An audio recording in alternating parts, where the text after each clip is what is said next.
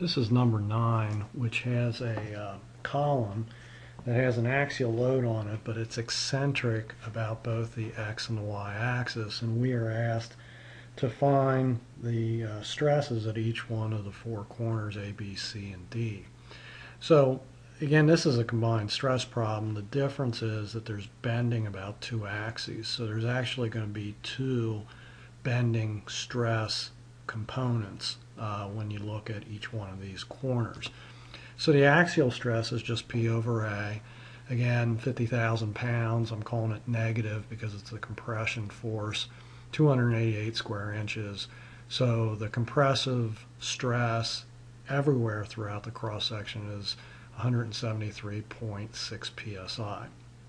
If you look at the bending caused by the force being eccentric about the x-axis, it is eccentric by a distance 6 inches. So the moment is 50,000 times 50,000 pounds times 6 inches, or 300,000 inch-pounds.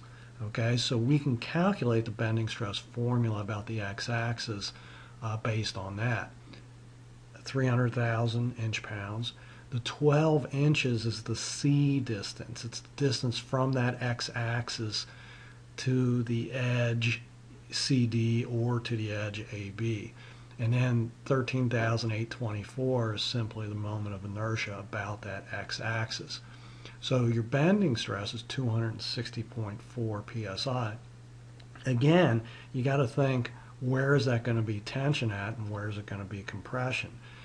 Because of the way it's bending, points A and B are actually going to be in tension relative to that moment about the x-axis, and C and D are going to be in compression.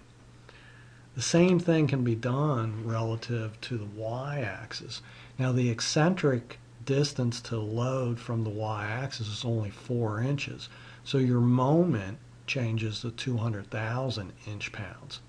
The C distance is 6 inches. The C distance is from that y-axis to the outside edge being BC or AD, and that distance from the y-axis out is 6 inches.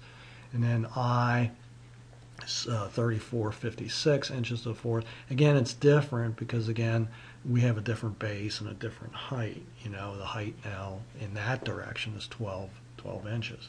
So the stress there is 347.2 psi. Again, you got to think about, when it's bending about the y-axis, what two corners are being stretched, what two corners are being put under tension, and those are corners A and D. B and C will be under compression relative to looking at this in the y-axis. So then I can really create my table, again, like we've done in the past. The only difference is, again, there's two bending components. I can put all my axial stresses in, they're all the same. I'll put my bending stresses in the x-axis, they're all the same numerical value. The signs differ depending upon which corners are in tension and compression. And the same thing with the bending stress on the y-axis. Again, the numerical value is all the same, but the signs are different. Again, A and D will be in tension. And then you just total them all up as you see there.